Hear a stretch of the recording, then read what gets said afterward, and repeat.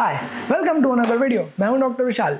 आज मैं एक ऐसी बीमारी के बारे में बात करना चाहता हूं जो कि बहुत ही कॉमन है, और वो कॉमन है इसीलिए उसको बहुत ज़्यादा लोग इग्नोर कर देते हैं। एंड एज अ डॉक्टर मैं जब देखता हूं कि लोग आते हैं गैस्ट्रिक अल्सर की बीमारी लेके इतने एडवांस स्टेज में, तो मैं सोचता हूँ कि अरे इन्होंने पहले क्यों नहीं सोच लिया। अगर आते समय पर तो उनका काफ़ी फ़ायदा हो सकता था। तो आइए आज समझते हैं कि गैस्ट्रिक अल्सर या एसिडिटी से रिलेटेड होने वाली बीमारी, गैस्ट्रिक अल्सर या डुओडेनल अल्सर, किस तरीके से काम करता है, क्यों होता है, कैसे आप उसको प्रिवेंट कर सकते हैं, कब आपको डॉक्टर के पास जाना चाहिए, क्या उसका ट्रीटमेंट है, क्या उसके इन्वेस्टिगेशंस हैं। मैं सारी चीज़ें शॉर्ट में फटाफट समझा दूंगा। अगर आप किसी टॉपिक पे और डिटेल चीज़ें जानना चाहते हैं तो आप कमेंट कर दीजिए, we will have a detail discussion on that topic. तो ये गैस्ट्रिक अल्सर बीमारी होती क्या है? गैस्ट्रिक यानी कि स्टमक, और अल्सर यानी कि उस स्टमक का जो लाइनिंग होता है उसके अंदर कोई भी ब्रेक आ जाना, अगर वहाँ पे कोई छेद बन जाए तो उसको हम अल्सर कहते हैं।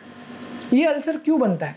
ये इसलिए बनता है क्योंकि हमारे स्टमक में जब एसिड का सिक्रीशन बहुत ज़्यादा हो जाता है, तब यहाँ पे जब वो एसिड आपके स्टमक के अंदर लाइनिंग से इंटरेक्ट करता है तब अल्सर बनने शुरू होते हैं। तो सवाल ये उठता है कि एसिड तो हर एक के पेट में सिक्रीट होता है, क्योंकि खाना डाइजेस्ट करने के लिए एसिड होना ज़रूरी है, तो हर एक आदमी को अल्सर क्यों नहीं होता?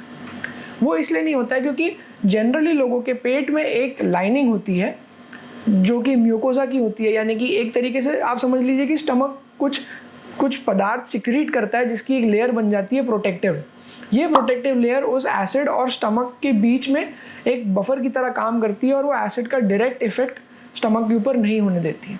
बट किसी कारण से अगर ये लेयर ख़त्म होने लगे तो एसिड डायरेक्टली स्टमक के साथ इंटरेक्ट कर पाता है और फिर वहाँ पे अल्सर बनना शुरू हो जाता है। तो जैसा कि आप समझ सकते हैं, ये लेयर को बनाए रखना प्रॉपरली हमारे बॉडी के लिए बहुत ज़्यादा ज़रूरी है। तो ऐसे कौन कौन से फैक्टर्स हैं जो कि इस लेयर को प्रॉपरली बनाए रखने में हेल्प करते हैं?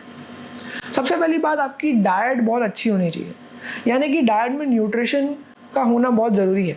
फास्ट फूड इस लेयर को डैमेज करता है। प्रोसेस्ड फूड यानी कि मैदा, बेसन जैसी चीज़ें इस लेयर को डैमेज करती हैं। अल्कोहल, चाय, कॉफ़ी, टोबैको, ये सारी चीज़ें इस लेयर को डैमेज करती हैं। स्पेशली टोबैको या निकोटीन जैसी चीज़ें जो होती है वो ब्लड सप्लाई स्टमक की भी कम कर देती हैं, जिसके की कारण अगर कोई छोटा मोटा डैमेज है तो वो ठीक नहीं हो पाता है और वो धीरे धीरे बड़ा होकर अल्सर हो जाता है। स्टमक अल्सर कोई नई बीमारी नहीं है, ये काफ़ी हज़ारों साल पहले नोट की गई थी, पुराने स्क्रिप्चर्स में इनका मेंशन है। कहने का मतलब कि ये बहुत पुरानी बीमारी है और आज ये इसकी मात्रा बढ़ती जा रही है। उसका कारण ये है कि लोगों को इसके बारे में उतनी समझ नहीं है, और ये एक लाइफस्टाइल रिलेटेड बीमारी है जिसको कि कंट्रोल किया जा सकता है अगर आप अपने डाइट और लाइफस्टाइल पर ध्यान दें। तो ऐसे कौन कौन से डाइट और लाइफस्टाइल रिलेटेड चीज़ें हैं जिनको कि करने से आप अल्सर होने से बच सकते हैं और अपनी एसिडिटी कम कर सकते हैं? सबसे पहले डाइट की बात करते हैं। तो डाइट रिलेटेड चीज़ें ऐसी हैं कि अगर आप समय पे खाते हो तो आपका अल्सर और एसिड सिक्रीशन रेगुलेटेड रहता है, और उसी के कारण आपका जो म्यूकोसा की लाइनिंग है वो स्ट्रॉन्ग रहती है और खाना सही ठीक से डाइजेस्ट होकर अपने इंटेस्टाइन्स में पहुंच जाता है। गैस्ट्रिक जो अंदर की लाइनिंग है उसको कोई तकलीफ नहीं हो पाती है। तो समय पे खाना बहुत ज़्यादा ज़रूरी है। कुछ लोग समझते हैं कि समय पे खाना यानी कि हर 2 घंटे में खाना खाना, दैट इज़ रॉन्ग, बिकॉज आप नहीं चाहोगे कि बॉडी में बार बार एसिड सिक्रीशन हो। आप चाहोगे कि एसिड सिक्रीशन लिमिटेड ही हो और अपने अपने समय पे हो। जब बहुत सारा खाना है तो एसिड उसको डाइजेस्ट करे और एक बार में डाइजेस्ट करके निकाल दे, फिर पेट को भी आराम मिले। इसीलिए हर 2-2 घंटे में खाना खाना is not a right habit. बिना समय के खाना इज़ ऑल्सो नॉट राइट। कई बार लोग होते हैं 2 बजे 3 बजे रात में उठ के कभी भी खा लेते हैं। एक आधा बार ठीक है, चलता है, लेकिन अगर आपकी आदत है, ये फ्रीक्वेंटली होने वाली चीज़ है, तो आपको एसिडिटी की तकलीफ होगी। ये आप मान के चलिए, बाद में आपको ट्रीटमेंट की ज़रूरत पड़ेगी। कुछ लोग इसलिए खाते हैं क्योंकि खाली पेट रहते हुए उनका पेट दुखता है। अगर आपको ऐसा कोई सिम्टम आ रहा है तो समय आ गया है कि आपको डॉक्टर के पास जाके मिलना चाहिए, बिकॉज आपको गैस्ट्रिक अल्सर की शिकायत हो सकती है। अगर आप सिर्फ खाना खा के अपना पेन दूर करने की कोशिश कर रहे हो तो आप सिर्फ टाइम पास कर रहे हो, और ये अल्सर धीरे धीरे बड़ा हो जाएगा और बाद में आपको जाके काफ़ी तकलीफ देगा।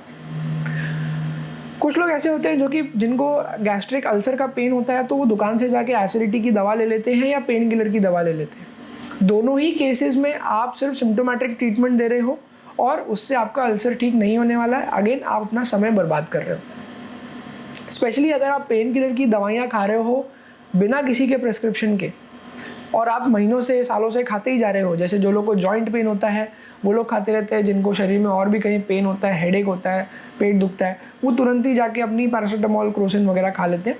अगर आप कई समय से ये खाते जा रहे हो तो आपको एसिडिटी होने के और गैस्ट्रिक अल्सर होने के बहुत ज़्यादा चांसेस हैं और आपको जाके डॉक्टर को दिखाना चाहिए, परमानेंट इलाज लेना चाहिए। नेक्स्ट डाइट रिलेटेड चीज़ ये है कि अनहाइजीनिक खाना अगर आप खा रहे हो तो आपको एच पाइलोरी नाम का एक इन्फेक्शन हो सकता है। ये एक किस्म का बैक्टीरिया होता है जिसके की वजह से जो आपके अंदर स्टमक में प्रोटेक्टिव लाइनिंग होती है वो डैमेज हो जाती है, तो जो एसिड है वो डायरेक्टली आपके स्टमक के साथ इंटरेक्ट करता है और आपको वहाँ पे अल्सर फॉर्म होना शुरू हो जाता है। ऐसा आप नहीं होने देना चाहोगे, इसीलिए आपको हाइजीनिक खाना खाना ज़्यादा ज़रूरी है, साफ़ सुथरा खाना होना बहुत ज़्यादा ज़रूरी है, वरना आपको बाद में अल्सर की शिकायत हो सकती है।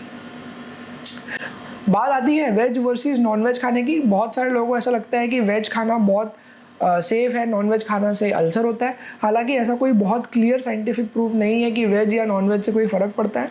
आपके खाने में तेल मसाला कितना है उससे काफ़ी फ़र्क पड़ता है, खाने का कॉम्पोजिशन कितना है, किस चीज़ का खाना है उससे काफ़ी फ़र्क पड़ता है। तो जितना आपके खाना कम कुक्ड होगा, जितना कि उसकी न्यूट्रिशियस वैल्यू इंटैक्ट होगी, उतना आपके स्टमक के लिए ज़्यादा फ़ायदेमंद है, उतना आपके बॉडी में न्यूट्रिएंट्स जाएंगे, जो स्टमक की लाइनिंग है उसको न्यूट्रिएंट्स मिलेंगे, वो बहुत ही अच्छी क्वालिटी की रहेगी और अच्छे से बनी हुई रहेगी। आपका एसिड स्टमक के साथ इंटरेक्ट नहीं कर पाएगा। उसी जगह पे अगर आप सिर्फ फास्ट फूड खाएंगे, कम न्यूट्रिशन वाला खाएंगे, तो आपका पेट तो भर जाएगा लेकिन उसको न्यूट्रिएंट्स नहीं मिलेंगे और धीरे धीरे ये जो लाइनिंग है, जो प्रोटेक्शन है आपके स्टमक के ऊपर, वो कम होता जाएगा, आपकी एसिडिटी बढ़ती जाएगी और एक समय आएगा जब आपको गैस्ट्रिक अल्सर हो जाएगा। लाइफस्टाइल से बहुत गहरा लेना देना है आपके गैस्ट्रिक अल्सर का। Stress is a very important factor in causing acidity and gastric ulcer. तो अगर आप किसी भी कारण से स्ट्रेस्ड हैं तो आपको स्टेप्स लेने चाहिए अपना स्ट्रेस कम करने के, और जैसे ही आपका स्ट्रेस कम होगा आपकी एसिडिटी कम हो जाएगी और आपका गैस्ट्रिक अल्सर होने के चांसेस भी उतने ही कम हो जाएंगे। स्ट्रेस कम करने के बहुत सारे तरीके हो सकते हैं। Exercise is a very good तरीका, प्राणायाम जो है वो भी काफ़ी अच्छा तरीका है, और भी काफ़ी सारी एक्टिविटीज़ है, आप पर्सन टू पर्सन वेरी करता है ये, बट स्ट्रेस कम करना इज़ वेरी इंपॉर्टेंट अगर आप अपने शरीर को अल्सर से बचाना चाहते हैं तो। अब ये सब चीज़ें तो हमने समझ ली, लेकिन फिर भी अगर आपको डॉक्टर का ओपिनियन लेना है तो आपको उसके पास कब जाना चाहिए। तो मैं कुछ ऐसे सिम्टम्स बताता हूँ जो कि अगर आप अपने शरीर में देखें तो आप तुरंत ही डॉक्टर को मिले। सबसे पहली बात, अगर आपको वॉमिटिंग हो रही है, उल्टी हो रही है जिसमें कि कुछ रेड कलर का ब्लड जैसा आ रहा है या कुछ ब्राउनिश लिक्विड आ रहा है, तो आपको तुरंत डॉक्टर को मिलना चाहिए। अगर आपका मोशन या स्टूल जैसे हैं कि वो एकदम काले काले से हो गए हैं, तो भी आपको अपने डॉक्टर को जाके मिलना चाहिए, ये भी अल्सर का सिम्टम हो सकता है। उसके बाद में अगर आपको बार बार चक्कर आते हैं, कमज़ोरी लगती है, तो भी आपको अपने डॉक्टर को मिलना चाहिए। ये सिम्टम है बॉडी में ब्लड के कम होने का, यानी कि अनीमिया का। अगर आपका अचानक से वज़न कम हुआ है तो भी आपको अपने डॉक्टर को मिलना चाहिए, क्योंकि कभी कभी अल्सर की ग्रोथ होके उसमें कैंसर भी हो सकता है और इसी के कारण आपका वज़न भी अचानक से कम हो सकता है। तो आपको जाके दिखाना चाहिए डॉक्टर को, जिससे कि आप समय पे अपना ट्रीटमेंट ले पाओ।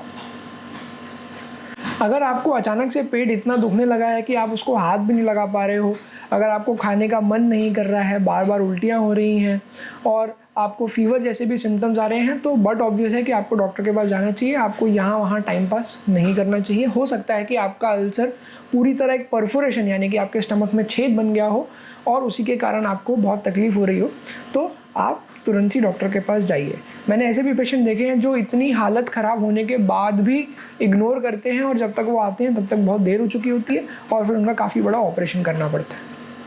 तो नेक्स्ट सवाल ये उठता है कि कौन कौन से ट्रीटमेंट या इन्वेस्टिगेशन होते हैं जो कि गैस्ट्रिक अल्सर पता करने के लिए आजकल अवेलेबल है। तो एंडोस्कोपी नाम का इन्वेस्टिगेशन होता है जो कि काफ़ी कॉमनली किया जाता है, ये पता करने के लिए कि अल्सर स्टमक में है या नहीं है। उसमें ये होता है कि एक कैमरे का ट्यूब लिया जाता है जो कि आपके मुंह के द्वारा, गले के द्वारा आपके स्टमक तक अंदर पहुंचाया जाता है, और उस कैमरे में हम एक टीवी पे देख सकते हैं कि अंदर अल्सर है, नहीं है, कहाँ पर है, क्या है। उसी के द्वारा हम कभी कभी दवा भी दे सकते हैं और वहाँ से हम छोटा सा पीस निकाल के उसकी बायोप्सी यानी कि टेस्टिंग के लिए भी भेज सकते हैं, जिससे कि हमको पूरी पता चल पाए कि अल्सर कौन से टाइप का है और आगे का ट्रीटमेंट क्या होना चाहिए। अगर आपके यहाँ पे ऐसी फैसिलिटी नहीं है और आपको सिम्टम्स हैं जैसे कि मैंने बताया अल्सर के, तो आप समय निकालिए, जाके अपना ढंग से इन्वेस्टिगेशन कराइए। ये इन्वेस्टिगेशन कोई बहुत डिफ़िकल्ट नहीं है या इसमें कोई बहुत ज़्यादा तकलीफ़ नहीं होती है। उसके ऊपर मैंने एक डिटेल्ड वीडियो बनाया है, मैं आपको दिखा देता हूँ, वो आपको लिंक मिल जाएगी ऊपर, आप वो देख लीजिए। बट अपना ट्रीटमेंट सही समय पे कराइए जिससे कि रिजल्ट्स आपके अच्छे आ पाएँ। एक बार आपकी डायग्नोसिस हो गई, जो कि एंडोस्कोपी द्वारा की जाती है, 99% ऑफ द टाइम्स उससे ज़्यादा कोई इन्वेस्टिगेशन की ज़रूरत नहीं पड़ती है। तो एक बार आपकी डायग्नोसिस हो गई तो उसके बाद आपको ट्रीटमेंट दिया जाएगा। जनरली अल्सर का ट्रीटमेंट दवाइयों से पॉसिबल है, लेकिन प्रॉब्लम ये आती है कि दवाइयाँ आपको कम से कम 1.5 से 2 महीने, 3 महीने या उससे ज़्यादा भी लेने की ज़रूरत पड़ सकती है। पेशेंट्स जनरली क्या करते हैं कि उन्होंने एक बार दवाई खाना शुरू किया, उनके सिम्टम्स ठीक हो गए तो वो दवाई खाना बंद कर देते हैं, जो भी उनका कारण हो, बट उससे ट्रीटमेंट आधे में रुक जाता है और अगली बार जब आप ट्रीटमेंट शुरू करते हो तो ज़्यादा चीज़ें कॉम्प्लिकेट हो चुकी होती हैं और हो सकता है कि आपको सर्जरी या किसी और तरीके की ट्रीटमेंट की ज़रूरत पड़े। तो अगर आपको डॉक्टर ने दवाई दी है तो आप उसको रिलीजियसली खाइए, जैसा कि बताया गया है, इंस्ट्रक्शन फॉलो कीजिए, तो हो सकता है आपका होने वाला ऑपरेशन बच जाए। तो ये कुछ चीज़ें थी जो मुझे बतानी थी आपको गैस्ट्रिक अल्सर के बारे में। मैंने फटाफट काफ़ी सारी इन्फॉर्मेशन दे दी है। आई होप इससे आपका फ़ायदा हुआ हो, आपके थोड़े कन्फ्यूजन दूर हुए हों, आपको कोई नई नॉलेज मिली हो। अगर आप किसी भी टॉपिक पे ज़्यादा एलैबोरेटली क्वेश्चन पूछना चाहते हैं तो बेशक कमेंट कर दीजिए। किसी मददमंद के साथ ये वीडियो शेयर करके उनका भी फ़ायदा कीजिए। And I will see you in the next video.